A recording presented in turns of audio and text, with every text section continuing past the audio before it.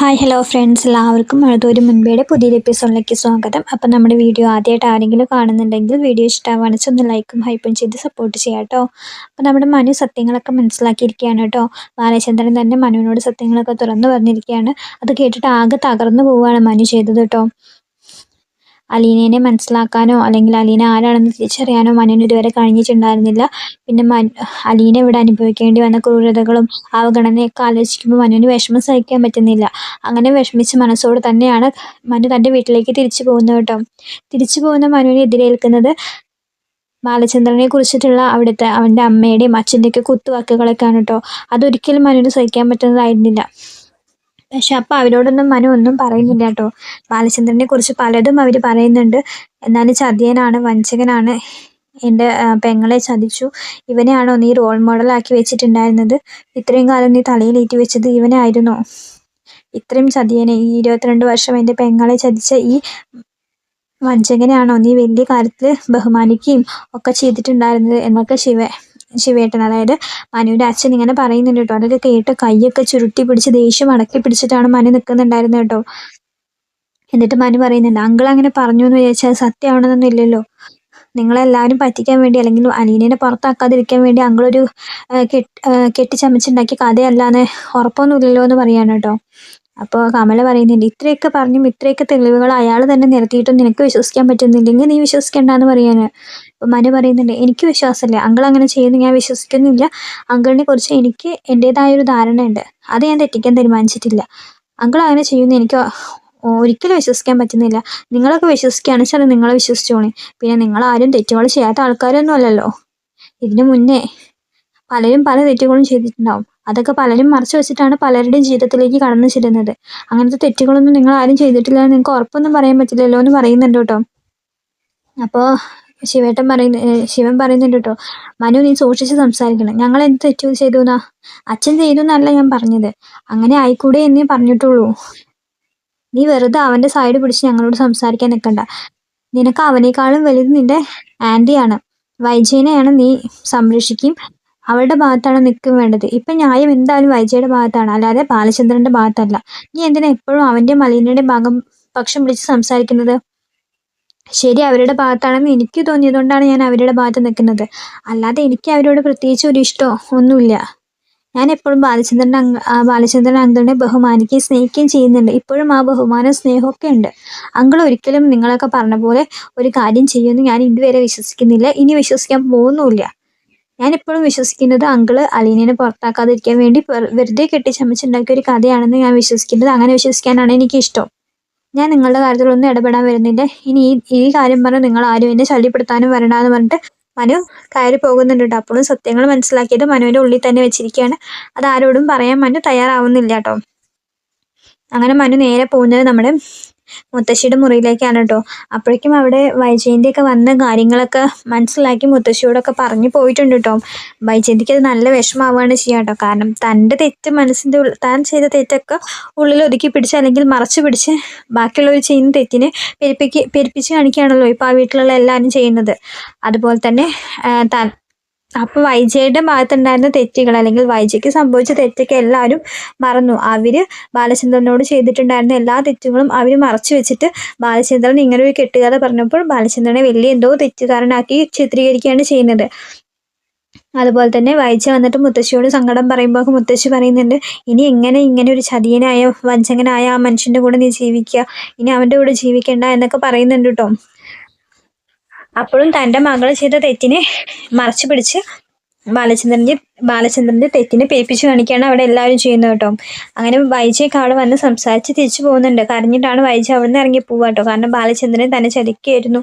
ഇങ്ങനൊരു മകളുള്ള കാര്യം തന്നോട് പറയാതെ തന്നെ വിവാഹം കഴിച്ചു, എന്നിട്ടിപ്പോൾ ആ മകളെ കൂട്ടിക്കൊണ്ട് വന്ന് വീട്ടിൽ താമസിപ്പിക്കുക, അതൊക്കെ ഒരു ഭാര്യയ്ക്ക് സഹിക്കാൻ പറ്റുന്ന കാര്യങ്ങളല്ല. പക്ഷെ വൈജ ചെയ്യുന്ന തെറ്റുകൾ വൈജ മനസ്സിലാക്കുന്നില്ല. അങ്ങനെ വൈജ വിഷമിച്ചിട്ടാണ് അവിടെ നിന്ന് ഇറങ്ങി പോവുക കേട്ടോ. അതൊക്കെ കഴിഞ്ഞിട്ടാണ് മനു എന്നിട്ട് മുത്തശ്ശിയുടെ മുറിയിലേക്ക് പോകുന്നുണ്ട് കേട്ടോ. എന്നിട്ട് മുത്തശ്ശിയുടെ മുറിയിലേക്ക് മനു കയറിയതും മുത്തശ്ശി അതാ പറയും, നീ വന്നോ? എടാ, നീ കാര്യങ്ങളൊക്കെ അറിഞ്ഞു? ആ ബാലചന്ദ്രൻ നമ്മളെ എല്ലാവരും ചതിക്കുകയായിരുന്നു.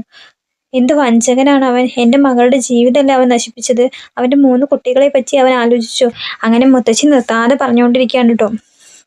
അപ്പൊ ഇത് കേട്ട മനു വേഗം ഒരു ചെയർ വലിച്ചിട്ട് മുത്തശ്ശിയുടെ അടുത്തേക്ക് ഇരിക്കുന്നുണ്ട് കേട്ടോ. മുത്തശ്ശി എന്താ അറിഞ്ഞിട്ട് ഇതൊക്കെ പറയുന്നത് എന്ന് ചോദിക്കുന്നുണ്ട്. അപ്പോൾ മുത്തശ്ശി പറയാണ്, എന്താ അറിയാൻ, നിന്റെ അച്ഛനും എല്ലാരും കൂടിയല്ലേ, നിന്റെ അച്ഛനും കൊച്ചച്ഛനും എല്ലാരും കൂടിയല്ലേ പോയി സംസാരിച്ചത് ബാലചന്ദ്രനോട്. എന്നിട്ട് അവൻ തന്നെയല്ലേ പറഞ്ഞത് അവന് കല്യാണത്തിന് മുന്നേ ഉണ്ടായ ബന്ധത്തിലുണ്ടായ കുട്ടിയാണ് അലീനാന്ന്. അതൊക്കെ മറച്ചു വെച്ചിട്ടല്ലേ അവൻ അവളെ അവിടെ താമസിപ്പിച്ചത്.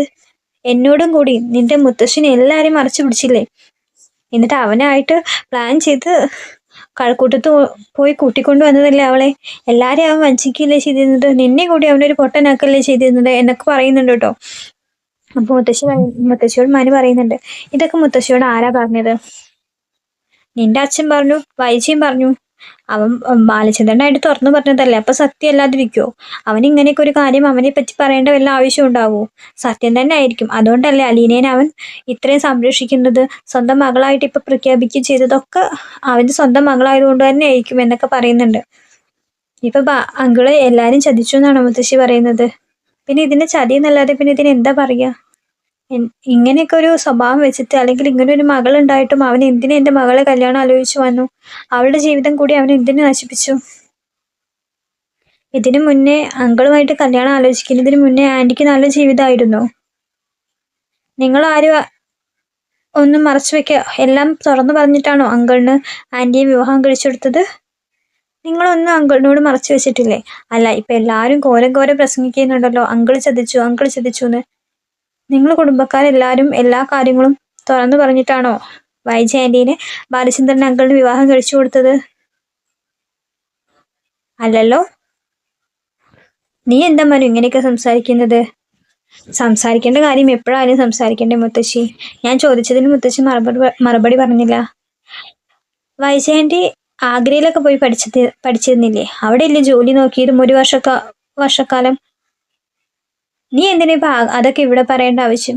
വൈജിക്ക് ഒരു തെറ്റും സംഭവിച്ചിട്ടില്ല. ഞങ്ങളെല്ലാം പറഞ്ഞിട്ട് തന്നെയാണ് ബാലചന്ദ്രന്റെ വൈജി വിവാഹം കഴിച്ചു കൊടുത്തത്.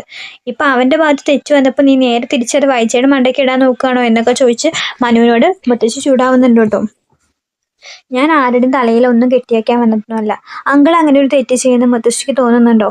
ഒന്നില്ലെങ്കിൽ ഇത്ര 22 വർഷം കാലം മുത്തശ്ശിക്ക് ബാലചന്ദ്രൻ അങ്കിളിനെ അറിയില്ലേ?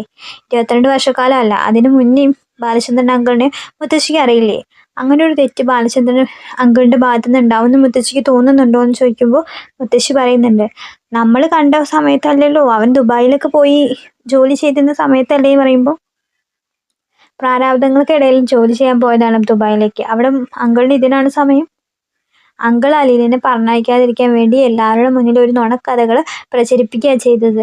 അത് സത്യമാണെന്ന് വിശ്വസിച്ചിട്ട് എല്ലാവരും കൂടി ആ പാവത്തിന് ഇങ്ങനെ അപമാനിക്കാനും ചതിയൻ വഞ്ചകൻ എന്ന് വിളിച്ച് അപമാനിക്കുകയൊന്നും ചെയ്യാതിരിക്കുക നല്ലത്.